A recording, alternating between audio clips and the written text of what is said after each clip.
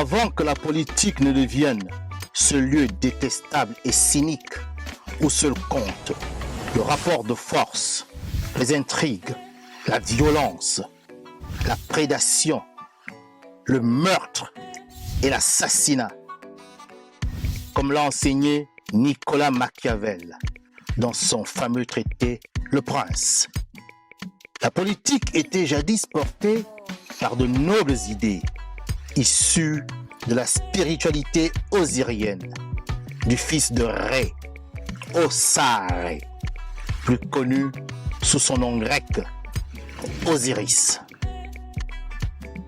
Cette primordiale spiritualité, issue du matriarcat kamique de l'Égypte antique, avait pour fondement les 42 idéaux de la Maat.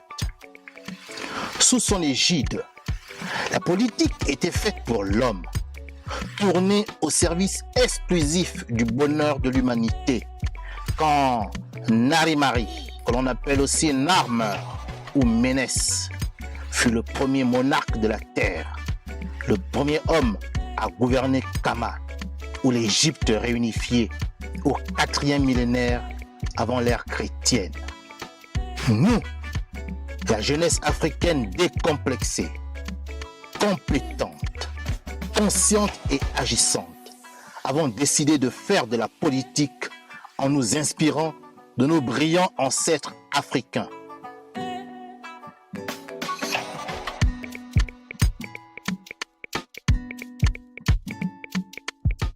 C'est pourquoi nous nous reconnaissons dans le visuel du logo du mouvement associatif, politique et international New Power, qui exprime clairement ces nobles idéaux.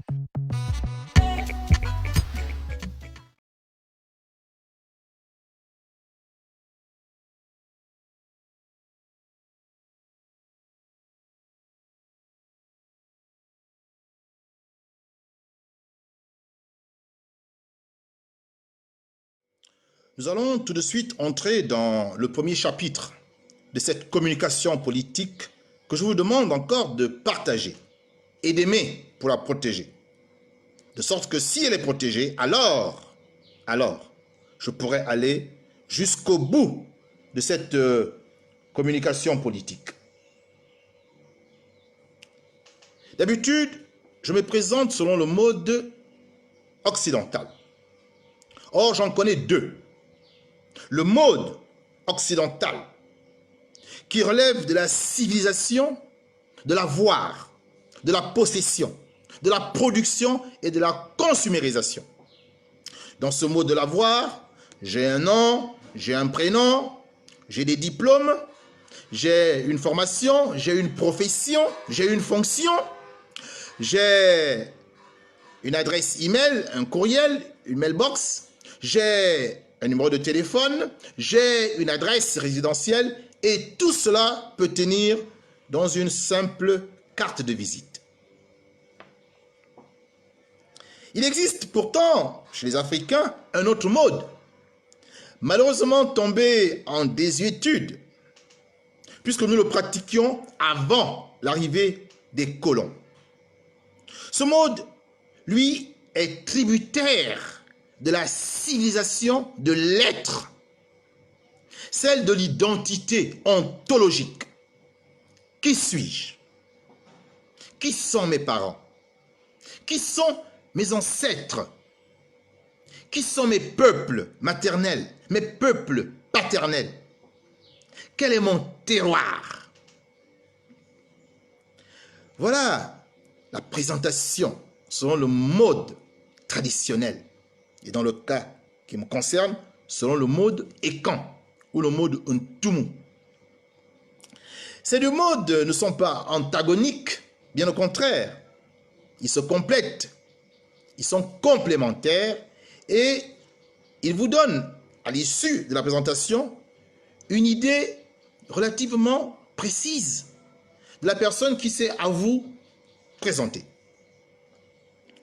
Je vais donc me présenter d'abord selon le mode occidental. Dans ce mode, j'ai pour nom et prénom Privat Ngomo. J'ai obtenu un diplôme terminal de 3e cycle en mathématiques informatiques à l'Académie de Montpellier, à l'Université des sciences et techniques du Languedoc-Roussillon, dans le sud de la France. Aujourd'hui, j'exerce une profession, je suis informaticien dans une agence technique qui est rattachée à la présidence de la République gabonaise. Je suis marié, père de 4 enfants, une jeune fille et 3 garçons. Je suis, en plus d'être un informaticien mathématicien, un amoureux de la culture, de l'art, de la littérature. Je suis en fait un passionné de sciences sociales et d'humanité classique. J'ai eu l'occasion d'être, et je le suis encore, secrétaire général d'une association de droit gabonais qui se dénomme Fondation Mebe et dont le président est Tira Obiango Marcelin, qui est mon maître culturel, celui qui m'a appris une bonne partie des connaissances de ma culture écan. Notre association Fondation Mebe a pour mission de préserver la civilisation écan et ensuite de la mettre à la disposition des plus jeunes à travers les différents matériaux, des livres, des DVD, des dessins animés, des bandes dessinées. Voilà l'ambition que nous nous sommes donnée dans le cadre de cette Fondation Mebe qui est un outil de conservation culturelle de la civilisation écan. Et j'en suis le secrétaire général. Je suis également le secrétaire général d'une association, cette fois-ci de droit camerounais, Elarayon Ekan, qui est présidée par François Bingono, qui est un Ekan, mais du groupe Boulou, et qui vit au Cameroun, un personnage très important de la CRTV, la chaîne de télévision camerounaise, et qui préside donc cette association Elarayon Ekan, dont la mission est de pouvoir permettre la réalisation de festivals culturels au cours desquels les Écans se retrouveraient de manière régulière dans une ville du sous-continent Écan, que ce soit en Guinée équatoriale, que ce soit au Cameroun, au Congo, au Centrafrique, au Gabon. Et en se retrouvant, ce peuple Écan va communier et va donc se ressourcer. Il va donc s'abreuver des connaissances antiques et camps que ces peuples sont en train de perdre. C'est cela la mission de notre association Elarayon Ekan, et nous nous félicitons déjà qu'il y ait ce type de festival dans la ville d'Ambam, le festival des peuples francs que nous préférons renommer le festival Elarayon Ekan. À côté de l'action culturelle, je mène aussi une promotion artistico-culturelle avec la publication de bandes dessinées. Nous avons donc un label, bande dessinée Ekan, et nous avons sorti un premier opus à Lumundominko, que les jeunes ont eu l'occasion de lire. C'est un récit de Veroyon qui a été illustré, un récit de Bomeko, qui a été illustré en 2 tomes. Nous avons produit le premier tome, L'affront. Nous entendons produire cette année 2022 le second tome, La riposte des immortels. Nous avons à travers cette démarche envie de mettre tout simplement la culture Veroyon à la portée des plus jeunes, qu'ils soient du peuple Écan et qu'ils soient des non-Écans. Car la culture Écan a une vocation universelle. C'est une culture de l'humanité. Voilà la présentation que je peux faire de moi dans un mode occidental classique. Maintenant, nous allons évoluer dans le second mode. Ce second mode, en réalité, nous le pratiquions avant. Il était aussi naturel que de manger une banane ou de dire bonjour. Mais il faut reconnaître qu'aujourd'hui, alors que rien ne nous interdit, eh bien, Africains que nous sommes, nous ne nous présentons plus comme avant. Et donc, nous perdons beaucoup de la substance qu'il y avait dans les présentations ancestrales. Aujourd'hui, je vais essayer d'honorer les ancêtres en me présentant selon le mode qu'ils nous ont légué, le mode de la tradition Ekan. Je le ferai en français, car je l'ai déjà fait dans ma langue natale lorsque j'ai réalisé la communication politique sur la francophonie. Et des commentaires m'ont laissé entendre qu'ils n'avaient pas compris tout ce que j'avais dit. Et c'est là le paradoxe, que pour se faire entendre, pour se faire comprendre du maximum d'Africains, il faut encore que nous parlions la langue du colonisateur. Il nous faut sortir absolument de là. Mais pour l'heure, nous allons malheureusement nous accommoder encore d'une présentation en français dans un mode pourtant traditionnel, pourtant kamite.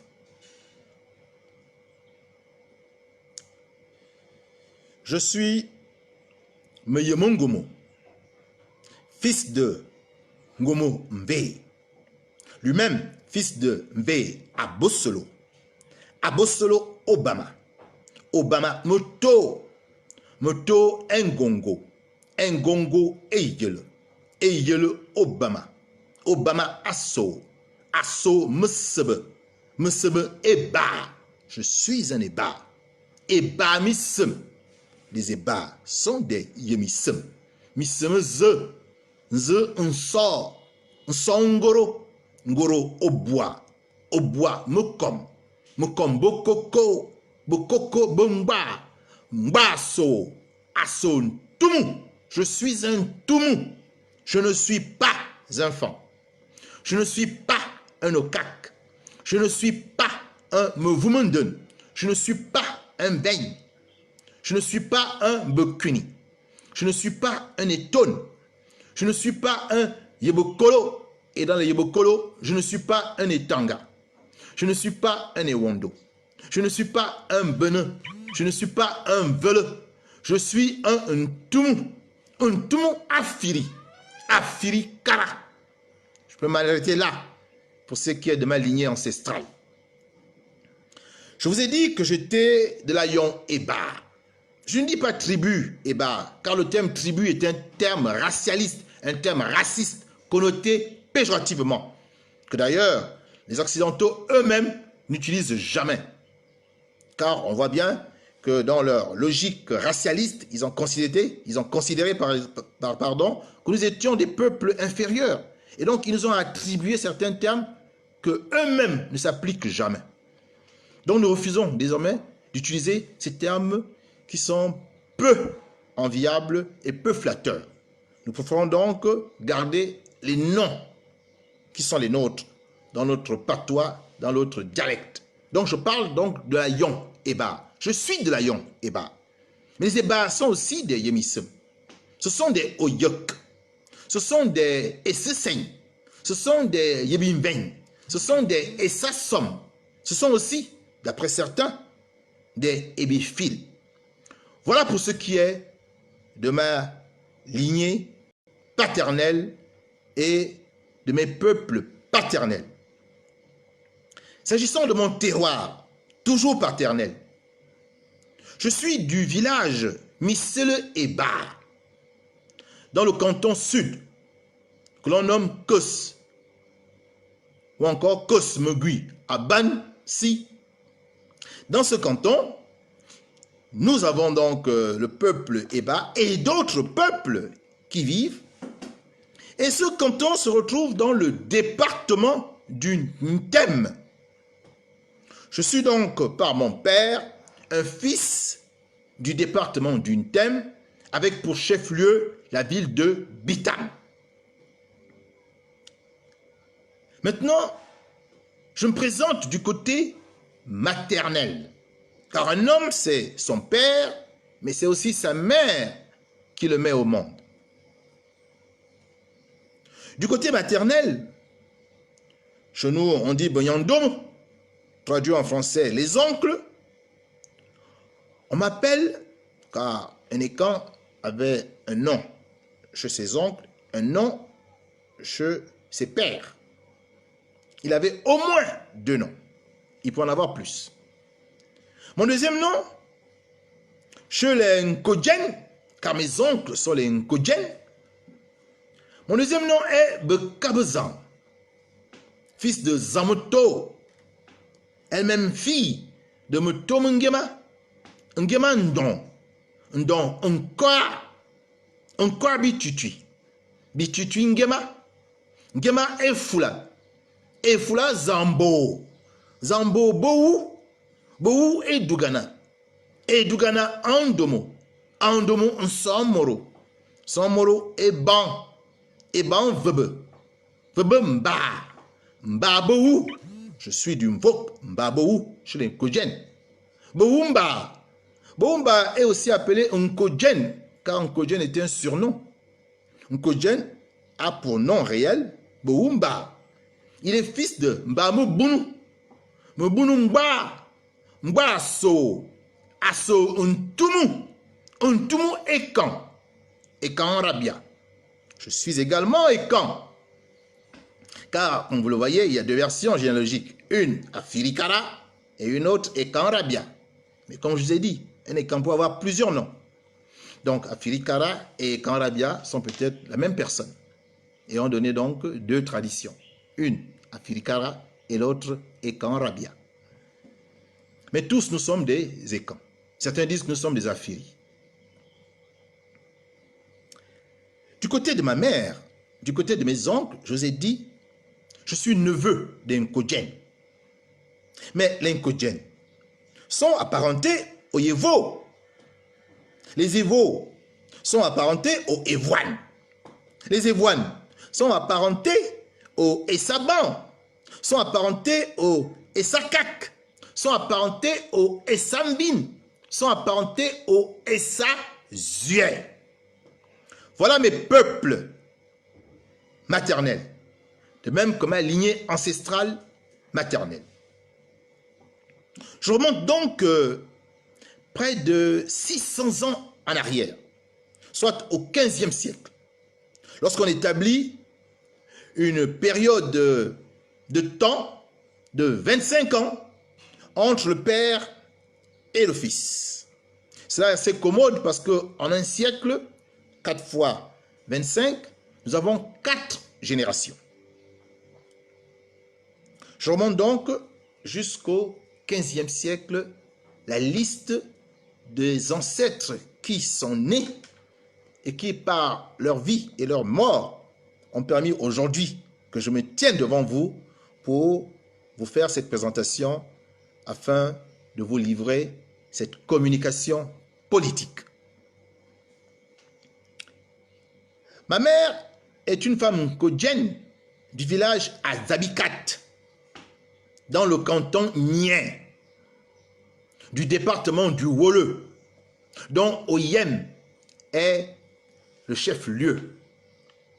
Je suis donc neveu du département du Woleu, quand je suis fils du département du Tem. Je suis donc, vous l'avez bien compris, un fils du Woleu Tem, la province septentrionale du Gabon. Mais les peuples dont je vous ai parlé, qu'ils soient paternels ou maternels, se retrouvent disséminés dans les différents pays de l'Afrique centrale.